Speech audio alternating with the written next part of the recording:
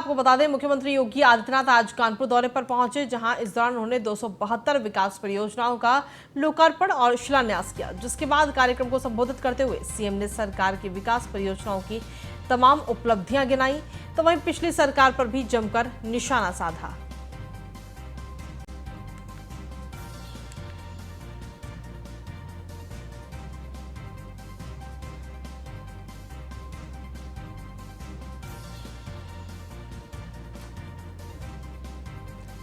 तो आज गोरखपुर भी जाएंगे मुख्यमंत्री योगी आदित्यनाथ और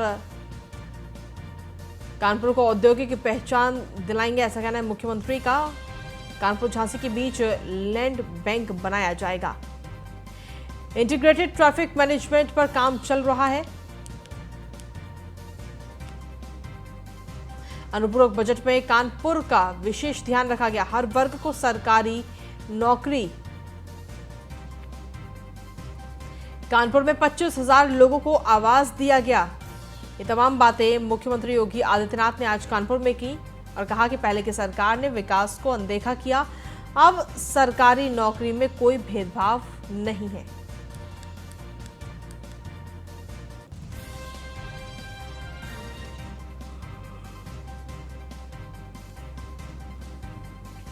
कानपुर कभी उत्तर भारत का मैनचेस्टर के रूप में विख्यात था। अपने उद्योग धंधों के लिए इस महानगर ने अपनी एक पहचान बनाई थी। न केवल उत्तर प्रदेश के लिए बल्कि उत्तर भारत के नौजवानों और नागरिकों के लिए रोजगार का भी एक माध्यम था। लेकिन 70 और 80 के दशक में कुछ लोगों की नजरें इस महानगर के ऊपर लगी और देश के बड़े 5 महानगरों में कभी गिना जाने वाला कानपुर एक समय अव्यवस्था, अराजकता, बंद होते उद्योग और दुर्व्यवस्था का शिकार हो गया। भाइयों बहनों, अपने इस महानगर को उसकी पुरातन पहचान दिलाने के लिए आज प्रधानमंत्री मोदी जी के नेतृत्व में जिस एक नए अभियान को हम लोगों ने आगे बढ़ाया है, उसमें सबसे पहले इस कानपुर महानगर की जो पहचान थी वह थी पुण्य सलिला मोक्षदायिनी मां गंगा की अविरलता और निर्मलता को बनाए रखने के लिए, औद्योगिक विकास की इसकी पहचान को फिर से वापस देने के लिए देश के अंदर जो 2 डिफेंस कॉरिडोर बन रहे हैं उनमें से एक कानपुर भी उसका केंद्र बिंदु है। और उत्तर प्रदेश के कानपुर, अलीगढ़, आगरा, लखनऊ, झांसी और चित्रकूट, इन सभी क्षेत्रों में डिफेंस कॉरिडोर से संबंधित नोड को लैंड बैंक और विकास के साथ जोड़ते हुए भारत की रक्षा के क्षेत्र में आत्मनिर्भरता के लक्ष्य को प्राप्त करने का केंद्र बिंदु एक बार फिर से कानपुर बनेगा। इसकी औद्योगिक पहचान दिलाने के साथ ही अभी आपने देखा होगा 5 दिसंबर को उत्तर प्रदेश शासन का बजट सप्लीमेंट्री बजट आया था और सप्लीमेंट्री बजट में आपने देखा होगा कि 8,000 करोड़ रुपए का हम लोगों ने व्यवस्था की है जो लैंड बैंक बनाने के लिए कानपुर और झांसी के बीच में पर्याप्त मात्रा में लैंड बैंक तय करने के लिए हम लोगों ने व्यवस्था की है, जिससे औद्योगिक निवेश के एक बड़े कार्यक्रम को हम आगे बढ़ा सके।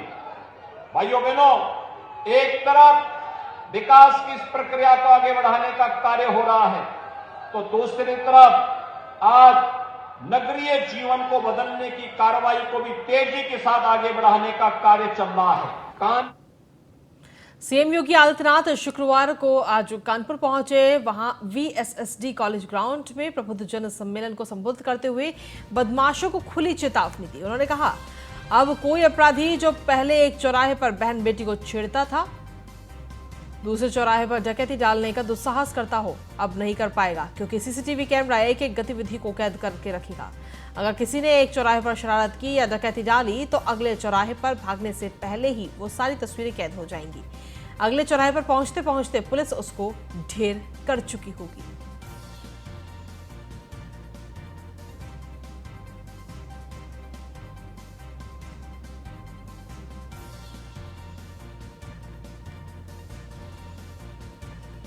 तो मुख्यमंत्री योगी आदित्यनाथ आज कानपुर पहुंचे, जहां उन्होंने जनसभा को संबोधित किया और सीधे तौर पर जो अपराधी हैं उनको चेतावनी देते हुए मुख्यमंत्री नजर आए। बड़ा बयान कानपुर में मुख्यमंत्री योगी आदित्यनाथ ने दिया।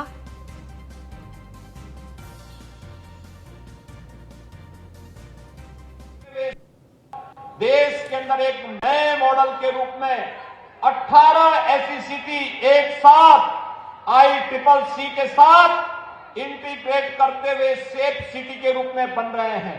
अब कोई अपराधी, कोई भी ऐसा समाज विरोधी तत्व जो पहले एक चौराहे पर किसी बेटी या बहन को छेड़ता हो, दूसरे चौराहे पर डकैती डालने का दुस्साहस करता हो, अब नहीं कर पाएगा, क्योंकि सीसीटीवी कैमरा एक एक गतिविधि को कैद करके रखेगा। अगर किसी ने एक चौराहे पर कोई शरारत की या कोई डकैती डाली तो अगले चौराहे पर भागते से पहले ही वह सारी तस्वीरें कैद हो जाएंगी और अगले चौराहे तक पहुंचते पहुंचते पुलिस उसको ढेर कर चुकी होगी। भाइयों बहनों, अब कोई भी सुरक्षा में सेंध लगाने का दुस्साहस नहीं कर पाएगा। देश के अंदर एक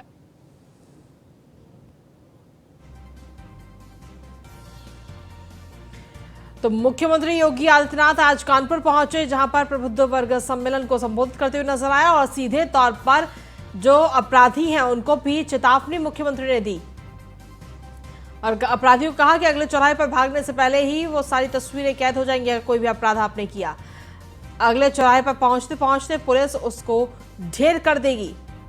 तो कानपुर में मुख्यमंत्री योगी आदित्यनाथ अपराधियों को कड़ी चेतावनी देते हुए नजर आए। कहा कि अब कोई बेटियों को नहीं छेड़ पाएगा। आरोपी को पुलिस अगले चौराहे तक ही ढेर कर देगी। अधिक जानकारी के साथ संवाददाता रामजी शर्मा जुड़ गए। रामजी, क्या कुछ ताजा अपडेट है आपके पास में? देखिए, मुख्यमंत्री योगी आदित्यनाथ ने आज कानपुर में सीधे तौर पर अपराधियों को चेतावनी दी है कि अब अगर आपने कोई भी अपराध किया तो सीसीटीवी में आपकी तस्वीर कैद हो जाएगी और पुलिस आपको छोड़ेगी नहीं। जी बिल्कुल, मैं आपको बता दूं कि आज कानपुर में का काफी बड़ा दिन रहा है कि मुख्यमंत्री योगी आदित्यनाथ कभी सम्मेलन में शामिल हुए और उन्होंने 380 करोड़ की जो परियोजना है वो कानपुर वासियों को दिया। इसी दौरान जब उन्होंने जनता को संबोधित किया तो उस दौरान उन्होंने साफ तौर पे बताया कि कानपुर में जिस तरह का जो की पहचान थी औद्योगिक नगरी के नाम पर, वो पहचान पिछली कई सरकारों में हो चुकी थी, जिसको एक पहचान दिलाने का काम जो है कानपुर में उत्तर प्रदेश सरकार व केंद्र सरकार मिलकर कानपुर की पहचान है वापस कानपुर को दिलाने पे लगी हुई। इसके साथ ही उन्होंने बताया कि जो अपराध है, जो कानून का राज होना चाहिए, उस कानून के राज को कायम करने का काम लगातार उत्तर प्रदेश सरकार कर रही है, कानपुर कमिश्नरेट पुलिस कर रही है। ऐसे उन्होंने बताया कि अब पहले अपराधी अपराध को अंजाम देकर फरार हो जाता, चाहे वो किसी छेड़खानी का मामला हो या कोई अपराध या कोई हत्या का मामला हो, डकैती का मामला हो, लूट का मामला हो, उससे अपराधी पकड़े नहीं आते थे। उनकी पैरवी कुछ जो पुरानी सरकार थे, उनके जो नेता थे वो करते थे, लेकिन इस सरकार में ऐसा नहीं हुआ है। जगह जगह सीसीटीवी कैमरे लगाए गए हैं, जहां पर यदि कोई अपराधी किसी भी बहन बेटी को छेड़ता है या किसी भी अपराध को, किसी को घटना को अंजाम देता है और भागने की कोशिश करता है, उसे अगले चौराहे तक भागते भागते उसकी पूरी एक्टिविटीज को कैमरे में कैद के लिए उसको पुलिस मौके से पकड़ कर ही उसको ढेर कर देगी। कुल मिलाकर के और मुख्यमंत्री योगी आदित्यनाथ ने शहर जो अपराधी उत्तर प्रदेश के ये जो माफिया है उनको एक संदेश दिया है कि यदि अपराध उनके दिमाग में अपराध का कोई भी ख्याल है तो उस अपराध को छोड़ दे, क्योंकि उन्हें किसी भी कीमत पर बख्शा नहीं जाएगा। किसी भी तरह के अपराध करने पर उनको कड़ी सजा दी जाएगी। इसी संदेश के साथ उन्होंने साफ तौर से कानपुर पुलिस पर ही पुलिस को भी एक तरह से निर्देश दिया कि किसी भी तरह के अपराध यदि कोई भी अपराधी करता है, तो किसी दल का नेता हो, चाहे वो किसी भी पावर का हो या किसी तरह सोच का हो, उस पर कार्रवाई की जाएगी। जिसको लेकर के उन्होंने आज साफ तौर पर अपराधियों को निर्देश दिया। उनका जो निर्देश था, वो टारगेट था, वो कानपुर नहीं पूरे उत्तर प्रदेश के अपराधी थे। इसके साथ उन्होंने साफ तौर पर बताया कि जो कानपुर की विकास की जो गति है उसको तेज करी जाएगी। अब तक 25,000 आवास जो है दिए गए, नगर में 15,000 और ग्रामीण क्षेत्रों में 10,000 जो गरीब तबके के लोग हैं उनको आवाज दे करके आवाज दिया गया। उस सरकार की जो योजना है उसका लाभ जनता तक पहुंचाने का काम किया गया है। जी जिस तरीके से देखा जाए तो मुख्यमंत्री योगी आदित्यनाथ ने अपराधियों को जो चेतावनी दी है उससे कहीं ना कहीं जो बेटियां हैं कानपुर के अंदर, और सिर्फ कानपुर नहीं बल्कि पूरे उत्तर प्रदेश में जितनी भी बेटियां हैं उनको एक सुरक्षित वातावरण जरूर महसूस हो रहा होगा।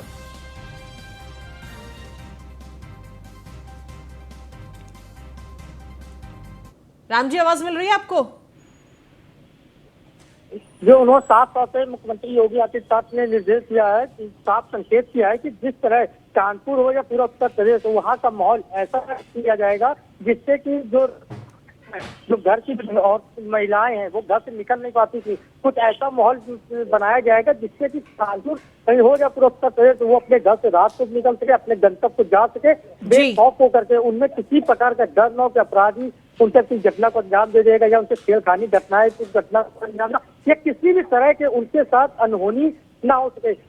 इसको लेकर उनका पूरा फोकस जो केंद्र से था महिलाओं से जुड़े अपराधों को रोकने और महिलाओं को सुरक्षित वातावरण देने का पूरा उसका मोटिव था।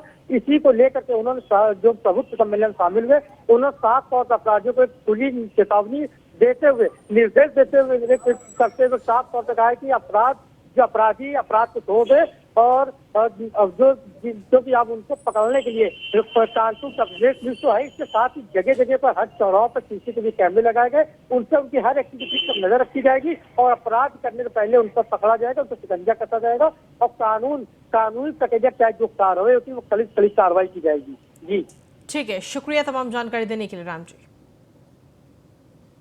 तो वही कानपुर दौरे पर सीएम योगी आदित्यनाथ ने आज कई विकास परियोजनाओं की भी सौगात दी और इस दौरान हमारे संवाददाता की ये रिपोर्ट देखिए। उत्तर प्रदेश के मुख्यमंत्री योगी आदित्यनाथ का दौरा लगातार जारी है। प्रदेश के कई जिलों में दौरा करने के बाद आज वह कानपुर में हो रहे प्रबुद्ध सम्मेलन में शामिल होने आ रहे हैं। इस वक्त हम उसी मैदान पर मौजूद है। मैं आपको दिखाऊंगा कि आप देख सकते हैं कि प्रबुद्ध सम्मेलन को लेकर के जो तैयारियां हैं वो जोर शोरों पर हैं। लगातार तैयारियां लगभग पूरी हो चुकी हैं। आप देख रहे हैं लगातार जगह जगह बैरिकेडिंग लगाई गई है, मेटल डिटेक्टर लगाया गया है जहां से बिना चेकिंग करे किसी को भी अंदर जाने नहीं देता। और आपको दिखाएंगे कि सामने की ओर स्टेज भी आपको दिखा सकते हैं हम, जहां पर मुख्यमंत्री योगी आदित्यनाथ आएंगे और वहां पर बैठेंगे। साथ ही जो 387 करोड़ रुपए की जो योजना है उनकी शिलान्यास करना है, उसका लोकार्पण करना है। उसके करने के बाद ही 62 ऐसे प्रबुद्ध लोग हैं जो स्टेज के ठीक सामने बैठेंगे और उनको सम्मानित करेंगे, उनको प्रशस्ति पत्र देंगे। आपको मैंने बताया कि जिस तरह की यहाँ पर सुरक्षा के लिहाज से इंतजाम किए गए, सुरक्षा को लेकर के हर गेट पर पुलिस के जवान तैनात, लगातार उनकी चेकिंग हो रही है। आप देख सकते हैं कि किस तरह से बिना चेकिंग करे इस सम्मेलन के अंदर किसी को जाने नहीं दिया जा रहा है और लगातार चेकिंग का दौर भी जारी, क्योंकि सुरक्षा में किसी भी तरह की चूक नहीं चाहते हैं। मैं आपको बता दूं प्रबुद्ध सम्मेलन कहीं ना कहीं निकाय चुनाव को लेकर के भी देखा जा रहा है, क्योंकि निकाय। वहीं रामपुर उपचुनाव में बीजेपी की जीत पर सांसद घनश्याम सिंह लोधी ने कहा कि बीजेपी को हिंदू और मुसलमान दोनों ने वोट दिया है। आकाश सक्सेना और हम दोनों मिलकर काम करेंगे और रामपुर का विकास करेंगे। रामपुर में भारतीय जनता पार्टी को उपचुनाव में प्रचंड जीत मिली है और हमारे साथ बातचीत करने के लिए रामपुर से सांसद घनश्याम सिंह लोधी जी हैं। सर, रामपुर में कल नतीजे रामपुर के आए और उपचुनाव में भारतीय जनता पार्टी को प्रचंड जीत मिली है, क्या कुछ कहेंगे? देखिए, जो रामपुर में ऐतिहासिक जीत मिली है उसका श्रेय हमारे पार्टी को और हमारे कार्यकर्ताओं को, हमारे नेताओं को जाता है, क्योंकि बड़ी लगन से, बड़ी मेहनत से ये चुनाव लड़ा और जीता। क्योंकि ऐतिहासिक सीट थी, कभी यहाँ भारतीय जनता पार्टी नहीं जीती, लेकिन अब की पहली बार उपचुनाव भारतीय जनता पार्टी जीती है और उसका श्रेय सब कार्यकर्ताओं को जाता है।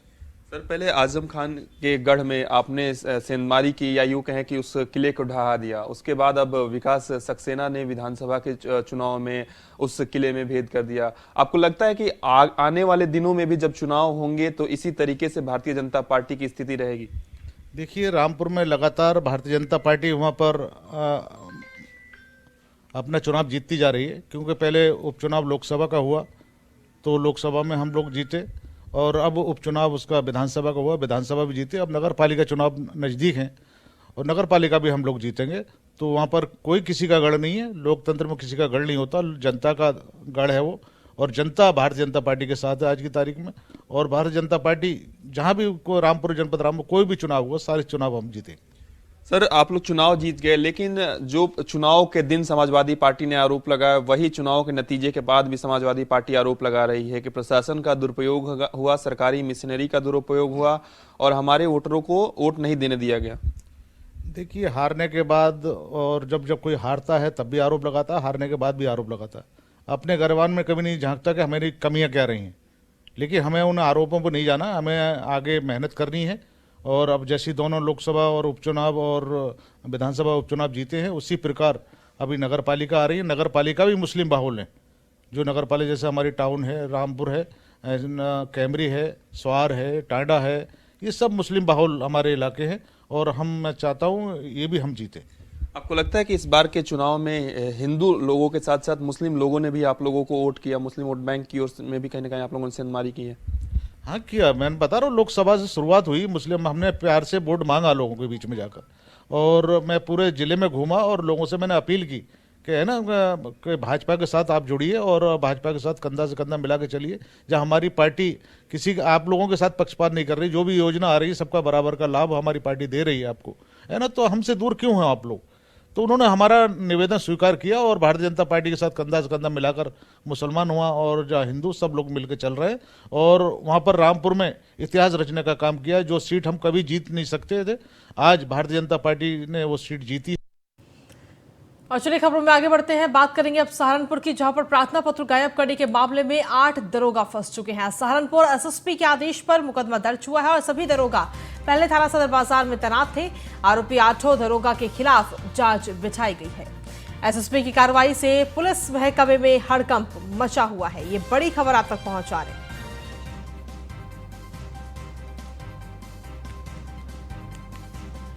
तो आरोपी 8 दरोगा के खिलाफ इस वक्त जांच बैठा दी गई है। तो ये बड़ी खबर, एसएसपी की कार्रवाई से इस वक्त पूरे पुलिस महकमे में हड़कंप मचा हुआ है। सहारनपुर से बड़ी खबर, प्रार्थना पत्र गायब करने के मामले में 8 दरोगा इस वक्त फंस गए हैं और सहारनपुर एसएसपी के आदेश पर यह मुकदमा दर्ज किया गया। 8 दरोगाओं पर यह मुकदमा दर्ज किया गया है।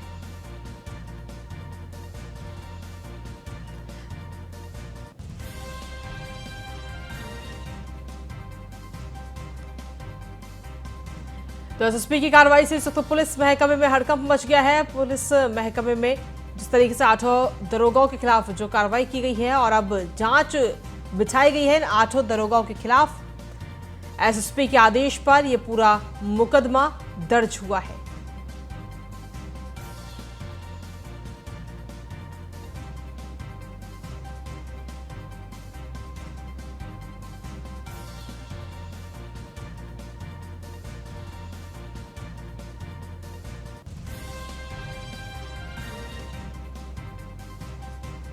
तो सहारनपुर से बड़ी खबर, प्रार्थना पत्र गायब करने के मामले में 8 दरोगा इस वक्त फंसे हैं और 8 दरोगा के खिलाफ जांच बिठा दी गई है। सहारनपुर एसएसपी के आदेश पर मुकदमा भी 8 दरोगाओं के खिलाफ दर्ज किया गया है।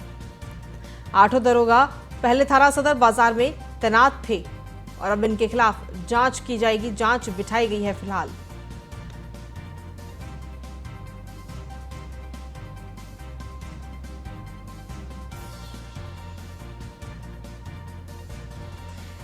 अधिक जानकारी के साथ संवाददाता विनीत शर्मा जुड़ गए। विनीत, क्या कुछ ताजा अपडेट है आपके पास? 8 दरोगाओं के खिलाफ इस वक्त मुकदमा दर्ज किया गया और जांच बिठा दी गई है। बिल्कुल, देखिए पूरा मामला सहारनपुर का है, जहाँ पर जो कप्तान है जितिन टाड़ा, वो उस वक्त लगातार कार्रवाई में लगे हुए हैं, क्योंकि उनके विभाग के कई ऐसे मामले हुए हैं जहाँ पर चाहे वो दरोगा हो या सिपाही हो, जब भी उन्हें किसी पुलिसकर्मी की शिकायत मिलती है तो वो उस पर कार्रवाई करते हैं। इसी तरह का ये मामला था जहाँ पर 8 दरोगा है जो पहले यहाँ पर सदर बाजार थाने में तैनात थे। तो ये जब इनका ट्रांसफर हुआ तो इनके बाद जो शिकायती पत्र आए थे, जो प्रार्थना पत्र आए थे, वो इन दरोगाओं ने उन पर कार्रवाई नहीं की और उसी के चलते जो कप्तान है, कप्तान को इस पूरे मामले की शिकायत हुई है। शिकायत के बाद जो एसएसपी है उन्होंने यहाँ पर सदर बाजार थाने में मुकदमा, जो 8 दरोगा है उनके खिलाफ मुकदमा दर्ज कराया है और फिलहाल 409 जो धारा है उसके तहत ये मुकदमा दर्ज कराया गया है। सभी जो दरोगा है फिलहाल वो अलग अलग जो थाने हैं वहाँ पर वो फिलहाल मौजूद है, वहाँ पे उनकी पोस्टिंग है। तो उसी के चलते मुकदमा दर्ज हुआ है और क्योंकि एक लापरवाही, बड़ी लापरवाही इस मामले में देखने को मिली थी, जिसके बाद ये कार्रवाई की गई है। फिलहाल मुकदमा दर्ज हो गया है और जो ये दरोगा है इनके खिलाफ जांच भी चल रही है जी। चलिए, शुक्रिया तमाम जानकारी देने के लिए विनीत।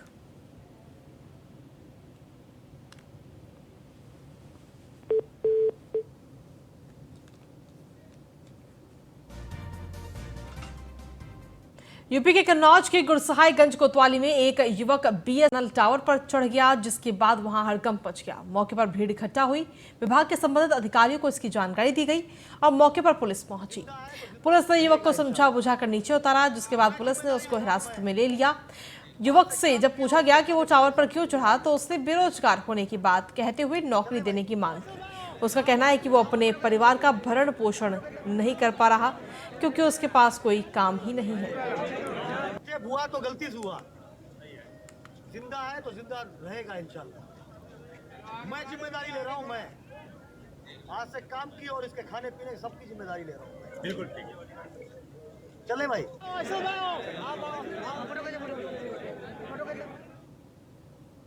अगली खबर आगरा से, जहां पर बिजली कंपनी टोरेंट की टीम पर ग्रामीणों का हमला हुआ है। बिजली चोरी की सूचना पर टोरेंट की जो टीम है वो गांव में पहुंची थी और इस दौरान पुलिस से भी बदसलूकी गांव वालों ने की। माहौल बिगड़ता देख पुलिस ने लाठीचार्ज किया। टोरेंट ने 11 नामजद और 6 अज्ञात लोगों के खिलाफ मामला दर्ज कराया है।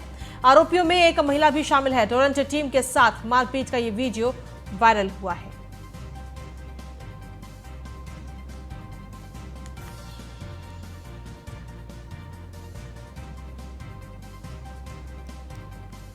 तो टोरेंट ने 11 नामजद और 6 अज्ञात के खिलाफ मुकदमा पूरा दर्ज कराया। दरअसल बिजली चोरी की शिकायत पर टोरेंट की टीम गांव में पहुंची थी और इस दौरान गांव वालों ने मारपीट की टोरेंट की टीम के साथ। और पुलिस जब वहां पर पहुंची तो पुलिस के साथ भी बदसलूकी की गई, जिसके बाद में पुलिस ने मजबूरी में आकर के वहां पर लाठीचार्ज किया और पूरा मामला जो था वहां पर माहौल को शांत कराया। आगरा की तस्वीरें इस वक्त आपको दिखा रहे हैं। हालांकि इस दौरान ये जो पूरा वीडियो है वो जमकर सोशल मीडिया पर वायरल हो रहा है।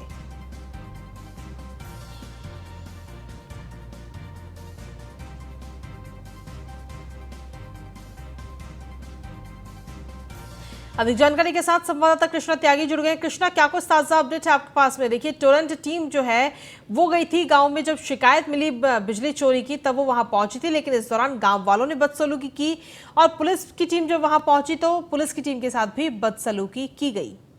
बिल्कुल, मैं कृतिका आपको बता दूं, ये थाना नाई की मंडी का मामला है, जहां बिजली चोरी की सूचना पर टोरेंट की टीम पहुंची थी। उसके बाद उन वहां के लोगों ने टोरेंट कर्मियों से मारपीट की। उसके बाद मौके पर पहुंची पुलिस के साथ भी उन महिलाओं और लोगों ने मारपीट की। उसके बाद जब मामला ज्यादा बढ़ा तो उसके बाद कई थानों की फोर्स वहां पर पहुंची। उसके बाद जब वहां पर मौके पर पहुंचकर उन लोगों को हिरासत में लिया है, तो हालांकि सीसीटीवी फुटेज में पुलिस वालों की वीडियो भी कैमरे में कैद हुई है। इसमें 11 लोगों के नामजद से मुकदमा दर्ज हुआ है, 6 अज्ञात में हुए हैं।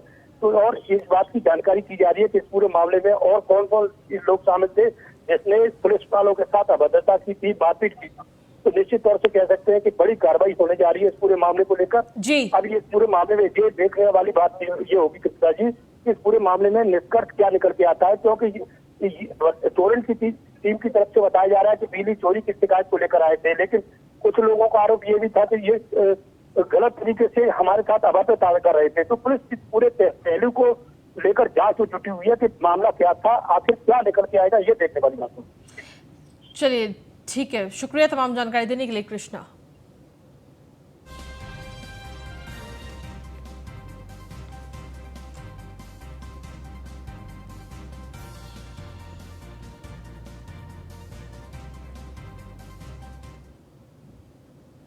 और इसी के साथ फिलहाल इस बुलेटिन में इतना ही। नमस्कार।